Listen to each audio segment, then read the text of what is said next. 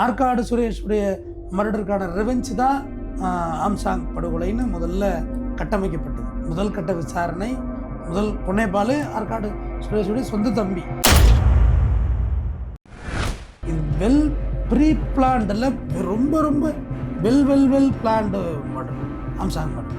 ஆற்காடு சுரேஷ் மர்டரில் ஆம்சாங் பேர் அடிபட்டுச்சு.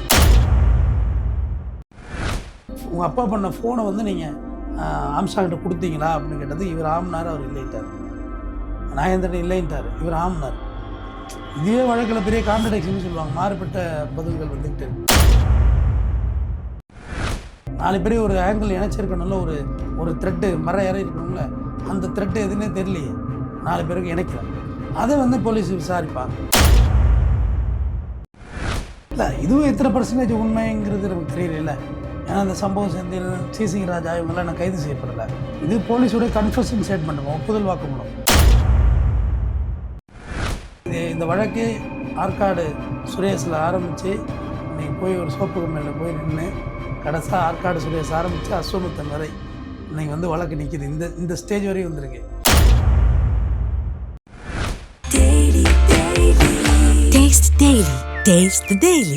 வணக்கம் சார். வணக்கம். நின்றுகிட்டே இருக்கக்கூடிய ஆம்சாங் அவர்களுடைய கொலை வழக்கில் கிட்டத்தட்ட 1 மாதம் கழித்து அரெஸ்ட் பண்ணப்பட்டவர் தான் அஸ்வத்தாமன் அவர்கள். இப்போது போலீஸ்கிட்ட அவர் கொடுத்த வாக்குமூலம் படி, நான் தான் எங்கள் அப்பா நாகேந்திரன் அவர்கிட்ட சொல்லி வடச்சென்னையில் எனக்கு ஒரு பேர் வேணும் அப்படின்னா ஆம்சாங் இல்லைனா தான் எனக்கு அந்த பேர் கிடைக்குங்கிறதுனால நான் தான் கொலை பண்ண சொன்னேன்னு சொல்லியிருக்காரு இல்லையா? அதை பற்றின உங்கள் கருத்து என்ன சார்? இல்லை இதுவும் எத்தனை % உண்மைங்கிறது நமக்கு தெரியல. ஏன்னா அந்த சம்பவம் செந்தில், சிசிங் ராஜா இவங்கெல்லாம் நான் கைது செய்யப்படலை. இது போலீஸோடைய கன்ஃபெஷன் ஸ்டேட்மெண்ட், ஒப்புதல் வாக்குமூலம். அது போலீஸை எழுதிட்டு கூட கையெழுத்து போட சொல்லுவாங்க. ஆனாலும் இந்த வழக்குகளில் வந்து கன்ஃபெஷன் வந்து தண்டனை கொடுக்குற தகுதியான வழக்கானா இல்லை. ஆனால் அந்த வழக்கில் இன்னும் முக்கிய குற்றவாளிகள் கருதப்படுற சம்பவ செந்தில், சிசிங் ராஜா இவங்களெல்லாம் பிடிச்சாதான் இன்னும் சில விஷயங்கள் தெரிய வரும். முதல்ல அவங்களுக்கு இன்வால்மெண்ட் இருக்கா இல்லையானே அவங்க வந்தால் தான் தெரியும். நம்ம பாட்டு இன்ன வரைக்கும் அனுமானத்தில் ஒருத்தவங்களா போயிட்டே இருக்குது. ஏன்னா இப்போ அஸ்வத்தாமன் பார்த்திங்கன்னா ஆம்சாங்குடைய மரணத்திற்கு கண்டன நோட்டீஸ், கண்ணீரஞ்சல் நோட்டீஸ் ஒட்டியிருக்காரு. 16ஆம் நாள் படையல் அந்த பால் ஊத்துற ஃபங்க்ஷனில் அவர் இருக்கிறார். அவங்களுடைய பிறந்தநாள் ஃபங்க்ஷனில் இருக்கார். ஆனால் அவருடைய கன்ஃபெஷன் என்ன சொல்லுதுன்னா, இப்போதைக்கு இந்த மினிட் இந்த கோர்ட்டுக்கு கொண்டு போயிட்டுருக்காங்க. இந்த மினிட் ஃப்ளாஷ் நியூஸில் என்ன ஓடுதுன்னா, நான் எங்கள் அப்பா நாகேந்திரனுக்கும் ஆம்சாங்குக்கும் பகமே இருந்தது உண்மை. ஆனால் நான் வந்து அங்கிள்னு சொல்லி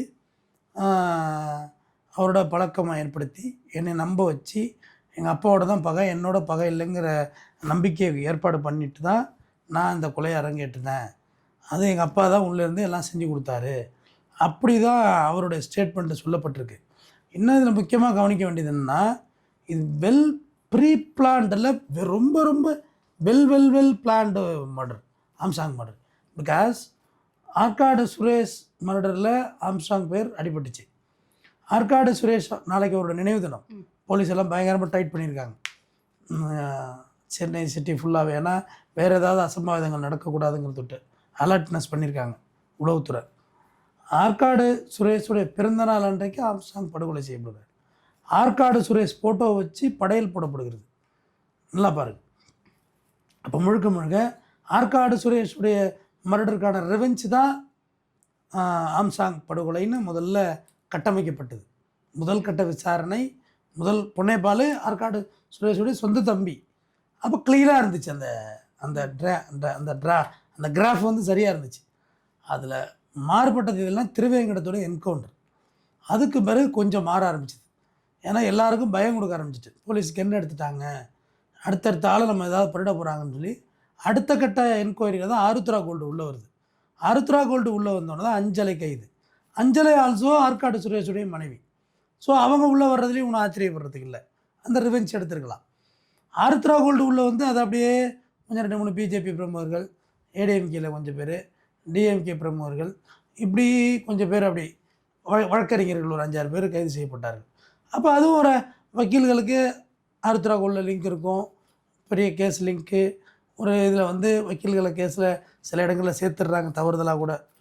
அதுக்கு அடுத்த கட்டம் ஸ்கிராப்புன்னு ஒரு இடத்துக்கு வந்தாங்க. ஸ்கிராப்புக்குன்னு ஒரு இடம் வந்து இந்த கேஸோட ட்ராவலே இதுதான். ஸ்கிராப்புக்குன்னு ஒரு இடத்துக்கு வந்தப்பயே சென்னையில் நீங்கள் ரவுடி இல்லையான்னு டிசைட் பண்ணுற ஒரே ஒரு இடம் போர்ட் யார் கையில் இருக்கோ அவங்க தான் டான். துறைமுகத்தில் லேபர் கான்ட்ராக்ட் ஒன்று இருக்குது, அதில் நிறைய வருமானம் வர்ற தொழில்.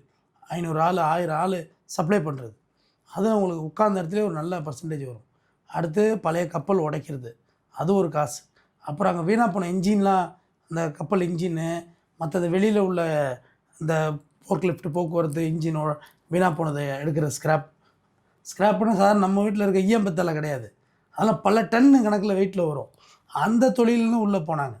அதில் ஜேர்னி ஆகக்குள்ளே அடுத்தது டர்ன் ஆனது. எதில் டர்ன் ஆனிச்சுன்னா, ரியல் எஸ்டேட் பகையில் தான் ஆம்ஸ்ட்ராங் படுகொலை செய்யப்பட்டார் அப்படின்னப்பே 80% காவல்துறை நெருங்கிட்டாங்க. அடுத்து கொஞ்சம் டைட் பண்ணாங்க, சோப்பு கம்பெனி மேட்ரு வெளில வந்துருச்சு. திருவள்ளூர் சோப்பு கம்பெனி, இவ்வளோ தான் இதில் ஜேர்னி ஆனது. திருவள்ளூர் சோப்பு கம்பெனியை போட்டு டைட் பண்ண போல அந்த இடத்த வந்து கவர்மெண்ட் எடுத்துட்டாங்க. 4 நாள் ஆச்சு கவர்மெண்ட் எடுத்து அந்த இடத்த. சோப்பு கம்பெனி சொல்கிறீங்களா சார்? ரைட்டு, ஆமாம், ரைட்டு, எக்ஸாக்ட்லி. பொன்வண்டு சோப்பு கம்பெனியோட இடம் தான் அது. அந்த இடம் வந்து பார்த்திங்கன்னா இப்போ கவர்மெண்ட் எடுத்துட்டாங்க. 150 கோடி ரூபா மதிப்பிலான இடம், அது அரசு மதிப்பு, சந்தை மதிப்பு இன்னும் கூடவே இருக்குன்னு வச்சுக்கோங்க. அதில் கொஞ்சம் புறம்போக்கு கடை இருந்துச்சான்னா இருந்துச்சு. இன்னும் சொல்லப்போனால் சென்னையில் எல்லா ஊர்கள்லேயும் பெரிய பரப்பளவுக்குள்ள நடுவில் ஏதாவது ஒரு சின்ன சின்ன பிட்டு புறம்போக்கு இடம் கண்டிப்பாக இருக்கும். அதை அரசியல் பலத்தை வச்சோ அல்லது அதிகார பலத்தை வச்சோ ஆட்சியாளர்கள் பலத்தை வச்சோ பட்டா போடுறது எல்லா இடத்தையும் நடக்குது. அது மாதிரி தான் அவங்களும் பண்ணி வச்சுருந்தாங்க. இதை ஸ்மெல் பண்ணி போட தான் அஸ்வமத்தன் போனது. போய் இது மாதிரி ஒன்ட்ட புறம்போக்கு கடை இருக்குது, எனக்கு கொஞ்சம் பர்சன்டேஜ் ஒரு 20 கோடி பக்கம் கொடுங்கிற மாதிரி அவர் கேட்டதாகவும், அதற்கு கம்பெனி வந்து ஆம்ஸ்ட்ராங் கையை காட்டினதாகவும் இதெல்லாம் சொன்னதாக தகவல் தான்மா. எதுவுமே நேரிட்ட தகவல், நம்ம கண்ணால் பார்த்தது போல் பேசுவதற்கு நம்ம இல்லை. எல்லாம் சொல்கிற தகவல் காவல்துறை வட்டாரங்கள், செய்தி ஊடகங்கள், உங்களை போன்ற பத்திரிகையாளர் சொல்கிற தகவல் தான்.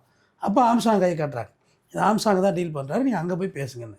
அப்போ ஆம்ஸ்ட்ராங்கிட்ட வந்து அண்ணா இந்த மாதிரி எனக்கு பண்ணி கொடுங்கன்னப்போ அவர் ஆம்ஸ்ட்ராங் வந்துட்டு இல்லைடா அவன் டாக்குமெண்ட் எல்லாமே அவன்கிட்ட. ஏன்னா அப்போ வந்து அசோத்தமனுக்கும் ஆம்ஸ்ட்ராங்கும் நல்ல அங்கல் நல்ல உறவு. அப்படி இருக்கிறச்ச டாக்குமெண்ட்லாம் அவன்கிட்ட கிளியராக இருக்குன்னு அவர் சொன்னதாகவும், அப்போ தான் நாகேந்திரன் வந்து ஃபோனை கொடுன்னு சொல்லி ஆம்ஸ்ட்ராங்கிட்ட கொடுக்க சொல்லி நாகேந்திரன் மிரட்டினதாக காவல்துறை ரிப்போர்ட்டு எழுதியிருக்காங்க. ஏன்னா இப்போ நாகேந்திரனையும் அசோத்தமனையும் ஒன்றா உட்கார வச்சு விசாரித்தாங்க. அது ஒரு 5 கேள்வி வெளியாகிருக்கு சாயந்தரம் 4 மணிக்கு. ஆம்ஸ்ட்ராங் அவர்கள் இந்த இடத்த வந்து தனக்கு கமிஷன் கொடுக்கக்கூடாதுன்னு மறைக்கிறாரா? ஆம், இல்லை அப்படின்னப்ப இவர் வந்து ஆம்னு சொன்னார். அதே நாகேந்திரன்ட்ட கேட்டப்போ உங்கள் அப்பா நாகேந்திரனிடம் இது பற்றி நீங்கள் கூறினீர்களா அப்படின்னப்ப இவர் ஆம்னார், நாகேந்திரன் இல்லைன்ட்டாப்புல. நாகேந்திரன்ட்டது எந்த கேள்விக்கும் பதில் வாங்க முடியல. சாதாரணப்பட்டவராக 25 வருஷமாக சிறையில் இருக்கார், அதுக்கு முன்னாடி ஒரு 10 வருஷம் சிறையில் இருந்திருப்பார். ஓகே, அவருடைய பேக்கப்னு ஒன்று இருக்குது, எந்த கேள்விக்கும் பதில் வாங்க முடியல. தொடர்ந்து நாகேந்திரன் அவர்கள் வந்து வாய் திறக்காம இருக்காரு அப்படிங்கிற பட்சத்தில் எப்படி விசாரணை நடக்கும் சார்? அதெல்லாம் விசாரணை எடுத்துருவாங்க போலீஸ். நீங்கள் இப்போ இவரை ரிமாண்ட் பண்ணிடுவாங்க, ரிமாண்ட் அப்புறம் பாருங்கள் போலீஸ் விசாரிச்சு அதான் தகவல் வாங்கிடுவாங்கம்மா. போலீஸுக்கு தெரியுமா, ஒரு கட்டத்துக்கு மேலே போலீஸே ரெக்கார்டை க்ரியேட் பண்ணிட்டு அவ்வளோதான், இதுதான் உன் ஸ்டேட்மெண்ட் அப்படின்ட்டுருவாங்க. என்ன நடந்துச்சுங்கிறது இப்போ ஓவரால் போலீஸ் கால்குலேட் பண்ணிடுவாங்க. போலீஸ் என்ன ஐபிஎஸ் முடிச்சுட்டு வரவங்களாம் சாதாரணப்பட்டவங்களா? அதான் அருண் சார் தலைமையில் இறங்கியிருக்காங்க டீமு. கிரியேட் பண்ணிட்டு இதுதான் ஸ்கெட்சு, இதுதான் பாயிண்ட்டு, உன்னோட ரோல் இதுதான்ருவாங்க. அப்போ நீங்கள் நாகேந்திரனுக்கு வந்து உங்கள் அப்பாட்டேருந்து உங்கள் அப்பா பண்ண ஃபோனை வந்து நீங்கள் ஆம்ஸ்ட்ராங்கிட்ட கொடுத்தீங்களா அப்படின்னு கேட்டது இவர் ஆம்னார், அவர் இல்லைன்ட்டார். நாகேந்திரன் இல்லைன்ட்டார், இவர் ஆம்னார். இதுவே வழக்கில் பெரிய கான்ட்ரடிக்ஷன் சொல்லுவாங்க, மாறுபட்ட பதில்கள் வந்துக்கிட்டே இருக்குது, ஒத்த பதில்கள் கிடையாது. அதனால் இது இந்த காவல்துறை விசாரணை நாளைக்கு ப்ரெஸ் மீட் கொடுக்குறேன்னு இருக்காங்க. காவல்துறை ப்ரெஸ் மீட் நாளைக்கு வந்துடும். நாளைக்கு வந்துச்சுன்னா இன்னும் உங்களுக்கு நல்ல தகவல்கள் வந்துடும். என்னையா இந்த வழக்கு ஆற்காடு சுரேஷில் ஆரம்பித்து இன்றைக்கி போய் ஒரு சோப்பு கம்பெனியில் போய் நின்று கடைசியாக ஆற்காடு சுரேஷ் ஆரம்பித்து அஸ்வமத்தன் வரை இன்றைக்கி வந்து வழக்கு நிற்கிது. இந்த ஸ்டேஜ் வரையும் வந்திருக்கு. இன்னும் வந்து முக்கியமாக 2 பேர் சீசிங் ராஜா, சம்பவ செந்தில், இவங்கெல்லாம் இன்னும் வந்து என்ன ஸ்டேட்டஸில் இருக்காங்க அந்த கேஸ்லனே தெரியல. ஆமாம் சார். அதெல்லாம் தெரிஞ்சால் தான் இன்னமும் இந்த வழக்கு இந்த விசாரணையோட முடிஞ்சு பண்ண முடியாது. எப்படி முடிக்க முடியும்? அந்த 2 பேரை வெளியில் 2 பேரையும் வந்து அவங்கள்ட்ட ஸ்டேட்மெண்ட் ரெக்கார்ட் பண்ணணும்ல. இதில் உங்கள் ரோல் என்ன இருந்துச்சு? ஆனால் அந்த சீசிங் ராஜா, சம்பவ செந்தில், நாகேந்திரன், அஸ்வமத்தன் 4 பேரும் இணைச்ச புள்ளி எதுங்கிறது போலீஸ் இன்ன வரைக்கும் பிடிக்கல. 4 பேரையும் ஒரு ஆங்கிள் இணைச்சிருக்கணும்ல, ஒரு ஒரு த்ரெட்டு மரம் ஏறி இருக்கணும்ல, அந்த த்ரெட்டு எதுன்னே தெரியலையே, 4 பேருக்கு இணைக்கல. அதை வந்து போலீஸ் விசாரிப்பாங்க. அப்போ அந்த 2 பேர் இல்லாமல் 2 பேரை மட்டும் விசாரித்து என்ன செய்கிறது? அவங்களையும் வரவழைச்சு விசாரித்து அது இவங்க மூலியமாக லீட் எடுத்து போயிடுவாங்க. யார்? நாகேந்திரன் மூலியமாகவோ யார் மூலியமாகவோ போலீஸ் அவங்க லீட் எடுத்து கொண்டாந்து அவங்கள்ட்ட ஸ்டேட்மெண்ட் ரெக்கார்ட் பண்ணால் தான் இந்த வழக்கு முடியும். காவல்துறை வேகமாக விரைவாக நடத்தினா இன்னும் ஒரு 10 நாள்லேருந்து 15 நாளைக்குள்ளே இந்த வழக்குக்கு ஒரு முடிவு வரும். 15 நாள் ஆகும், அது கூடலாம் ஆகாது. ஏன்னா இப்போ 28ஆம் தேதி வரைக்கும் கூட இப்போ இவருக்கு வந்து இது கேட்டிருக்காங்க கஸ்டடி. இன்றைக்கி அப்படி பார்த்தாலே தேதி வந்து இன்றைக்கி 17மா, 17, 10, 27. ஆனால் கொடுக்குறாங்களா இல்லையான்னு தெரில. அவ்வளோ நாளைக்கு இந்த மேஜிஸ்ட்ரேட் கோர்ட்டு நான் கொண்டு போகல. ஏன்னா நான் சொல்கிறது வந்து 5 மணி தகவல் சொல்லிகிட்டு இருக்கேன். அதுக்கு பிறகு உள்ளது நான் பார்த்தா தான் தெரியும். ஆரம்பத்துல இருந்து என்ன சொல்லிட்டு இருந்தாங்க அப்படின்னா, கைது செய்யப்பட்டவங்க யாருக்குமே இவ்வளோ ஒரு வெல் பிளான் வந்து போட தெரியாது. அதனால இதுக்குள்ள கண்டிப்பா ஒரு மாஸ்டர் மைண்ட் இருக்கக்கூடிய ஒருத்தர் வந்து உள்ள இருக்கணுங்கிறது ஆரம்பத்துல இருந்தே பேசப்பட்ட ஒரு விஷயம் தான். நீங்க கூட நம்ம சேனல்லே பதிவு பண்ணியிருக்கீங்க. ஏன்னா இந்த மாதிரி ஒரு பிளான் போடுறதுக்கு ஒரு மாஸ்டர் மைண்ட் உள்ள இருக்கணும் அப்படின்னு சொல்லி. இப்போ சிக்கப்பட்ட அஸ்வத்தாமன் அவர்கள் வந்து அந்த மாஸ்டர் பிளானா இருக்கிறதுக்கான வாய்ப்புகள் இருக்கா? அப்படி இல்லைன்னா நீங்க வந்து ஒரு கிரைம் லாயரா இந்த ஒரு பிளான் எப்படி சார் பாக்குறீங்க? ஏன்னா யார் உள்ள வந்தாலும் அவங்களுக்கு ஒரு ஆஸ்பெக்ட் இருக்கு. போலீஸ் நினைச்சா இப்போ வந்து அஞ்சலி அவர்களும் மலர்கொடி அவர்களும் சிக்கும்போது ஆமா இவங்களுக்கு ஆஸ்பெக்ட் இருக்குங்கிற மாதிரி கேஸ் முடிச்சிருக்கலாம். பொன் வண்டு வரும்போது வந்து எல்லாருக்குமே ஆஸ்பெக்ட் இருக்கு, இவங்க தான் பண்ணியிருக்கலாம்னு சொல்லி கேஸ் முடிக்கக்கூடிய வாய்ப்பு எந்த இடத்துலையுமே இருக்கு. அப்படி இருக்கும்பொழுது அப்போ இந்த பிளானை போட்டவங்க வந்து அவங்கள கண்டுபிடிக்க கூடாதுன்னு எந்த அளவுக்கு இந்த பிளானை போட்டிருக்காங்கன்னு நினைக்கிறீங்க சார்? இல்லை அஸ்வத்தமான் வந்து ஃபுல்லாகவே டோட்டல் பிரெயினி, நல்ல மூலக்காரர், வக்கீல் வேறு, படித்ததெல்லாம் வடநாட்டில். அவர் அப்பா வந்து இங்கே வைக்கவே இல்லை. அவரை லிவர் டிரான்ஸ்பிளேஷன் தான் இங்கே வர்றாரு. ஆம்சாங்குக்கு யாரெல்லாம் எதிரிகளோ அதை கூட இருந்து தெரிந்து கொண்டார். யாரெல்லாம் அவன் ஒருத்தன்டா நமக்கு பிரச்சனையாக இருக்காண்டா, இவன் ஒருத்தன் பிரச்சனையாக இருக்காண்டா இப்படி சொல்லுவாங்க தெரியுமா? என்னோட நீங்கள் ஒரு 2 நாள் நல்லா பேசிகிட்டு இருக்கீங்கன்னா என் எதிரி என்ன, என் பேங்க் பேலன்ஸ் என்ன, எனக்கு நண்பர்கள் யார், என்னுடைய உணவு பழக்க வழக்கம் என்ன, நான் எத்தனை மணிக்கு தூங்குவேன், எத்தனை மணிக்கு எழுந்துவோங்கிறது நீங்கள் தெரிஞ்சுக்கலாம். தொடர்ந்து ஒன்றும் இல்லை, காலைல ஒரு 1 ஹவர், சாயந்தரம் 1 ஹவர் ஃபோனில் பேசினாலே கண்டுபிடிச்சிடலாம் எங்கே இருக்கோம், நம்ம சர்க்கிள் யார், அது சொல்லிவிடுவோமா நம்ம? கண்டிப்பாக ஒரு நம்பிக்கை வந்து சொல்ல ஆரம்பிக்கிறது தானே. அப்போ இந்த ஆம்சாங் படுகொலையில் ஈடுபட்ட யாருமே நேரடியாக ஆம்சாங் எதிரிகளாகவே இருந்திருக்கிறார்கள். பொன்னைப்பால் அவங்க அண்ணன் ஆற்காடு சுரேஷ் மர்டருக்கு ரிவெஞ்ச், அஞ்சலை ஆற்காடு சுரேஷ்கான ரிவெஞ்ச். பாருங்கள், ஒருத்தரே பாட்டே வாங்க. எல்லாருமே நேரடியாக ஆம்சாங்குடைய பகையாளிகளை ஒருங்கிணைத்திருக்கிறார்கள். உனக்கு அந்த மாதிரி பண்ணால நீ கம்முன்னே இருக்க, வா இதுமாரி ஒரு அசைன்மெண்ட் இருக்குன்னு எல்லாமே ஆம்சாங்கு நேரிட்ட எதிரிகள். யாருமே புது ஆலையெல்லாம் டியூன் பண்ணியெல்லாம் கொண்டு வரல. எல்லாமே ஒரு வகையில் லிங்க் ஆகிட்டே இருந்திருக்கு. அதுதான் இதில் உண்மையான விஷயமே. அதுதான் எல்லாருக்குமே அதில் வந்து ஒரு சர்க்கிள் இருந்திருக்கு.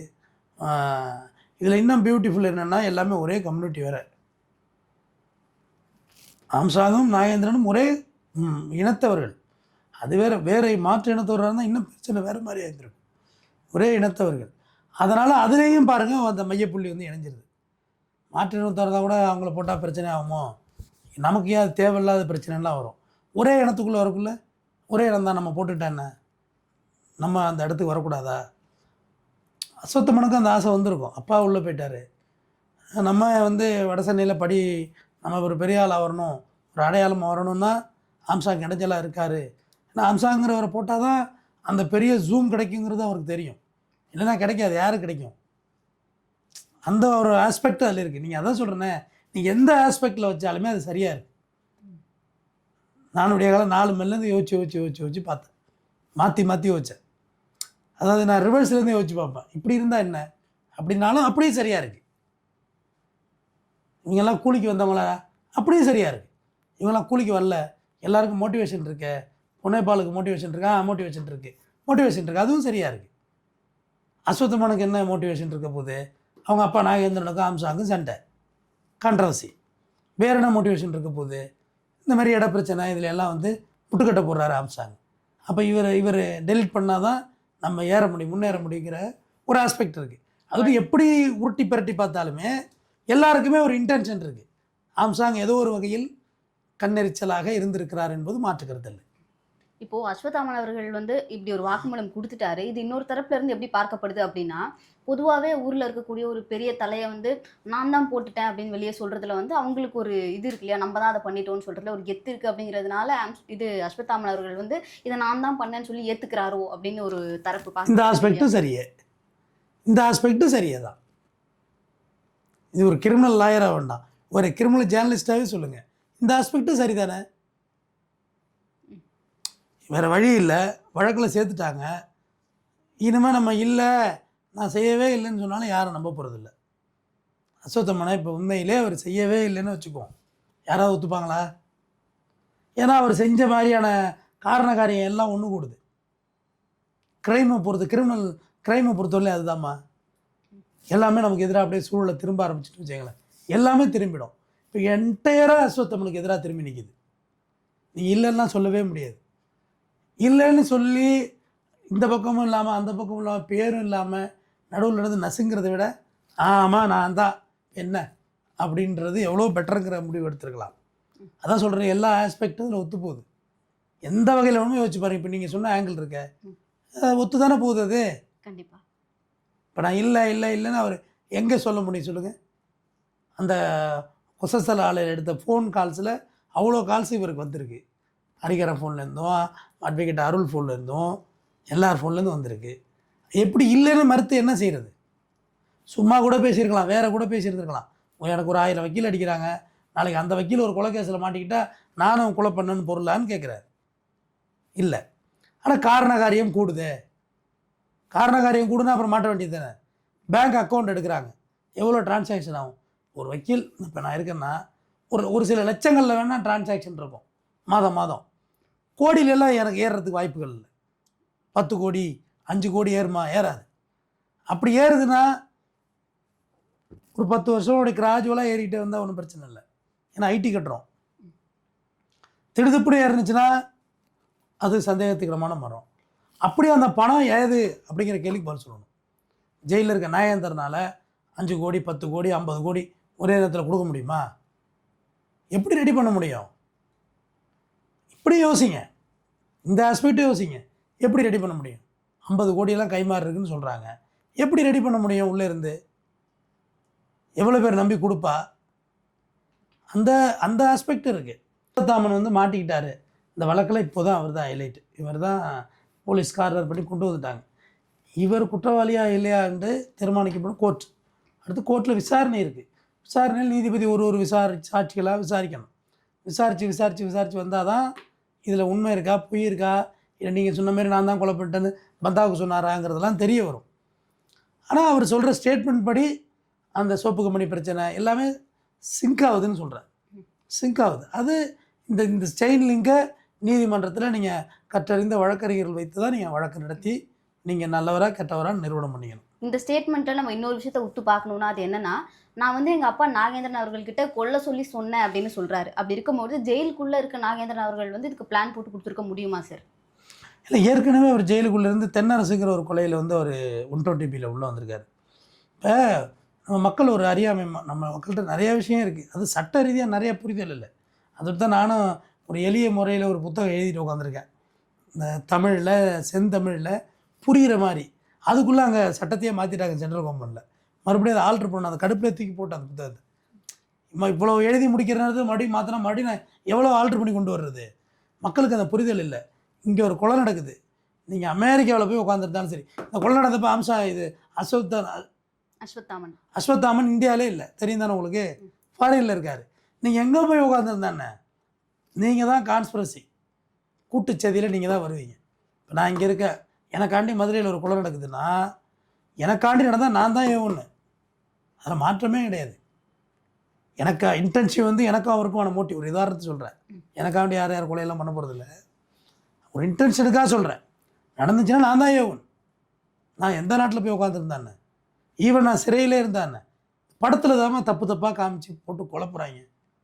சின்ன சண்டை கேஸ் வாங்கிட்டு நான் ஜெயிலில் இருந்துடுறேன், அப்போ வெளில கொலை பண்ணிவிடு, என்ன போலீஸ் பிடிக்காதுன்னு. எப்படி பிடிக்காமல் போவோம்? இவ்வாறிய பிரெயினி. தென்னரசு கொலையில் எப்படி இல்லாட்டியா நாகேந்திரன் எப்போ விடுதலை ஆக வேண்டி வருமா? அந்த பிளான் போட்டு கொடுக்கல அப்படின்னாலும் நீங்கள் பண்ணுங்கிறத சொன்னாலே அவர் வந்து பண்ணுங்கன்னு சொன்னேன். அவர் பண்ணி கொடுத்தாரா இல்லையாங்கிறது அவர் தான் சொல்லணும், நாகேந்திரன் தான் சொல்லணும்.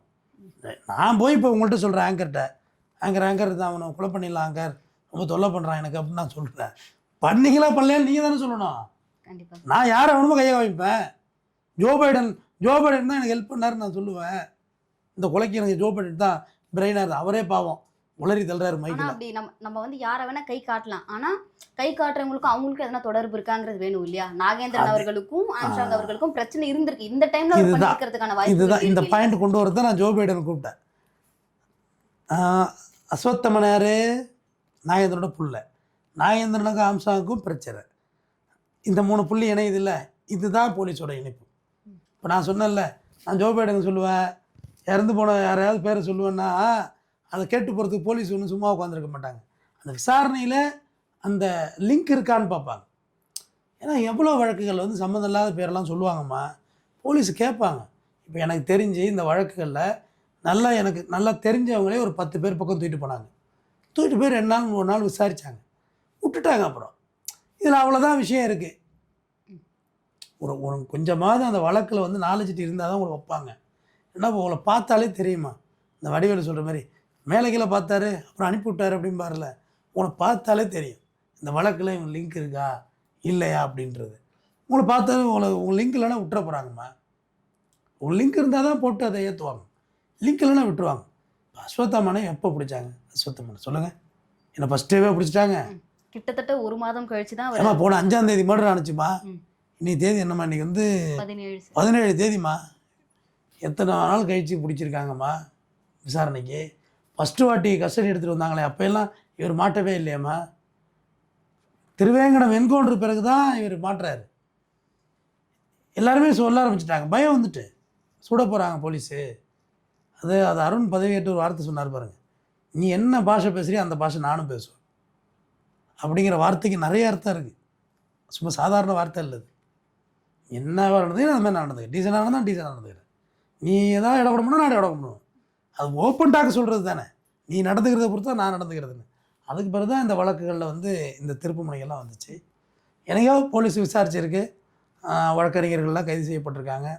நாகேந்திரன் அவர்கள் உடல்நிலை லிவர் பேஷண்ட், அவர் மருத்துவ ஆஸ்பெக்ட்லாம் அவருக்கு இருக்குது. இந்த வழக்கில் அவர் சம்மந்தப்பட்டிருக்காரா இல்லையான்னு அவர் வாயை திறந்து சொன்னால் மட்டும்தான் இது ஒரு முடிவுக்கு வரும். மற்ற இந்த மறைந்திருக்கிற சம்பவ செந்தில், சேசிங் ராஜா போன்றவர்கள் வந்து இந்த வழக்கின் உண்மைத்தன்மையை சொல்லும் வரை இந்த வழக்கு இப்படியே விசாரணையில் தான் போயிட்டுருக்கு.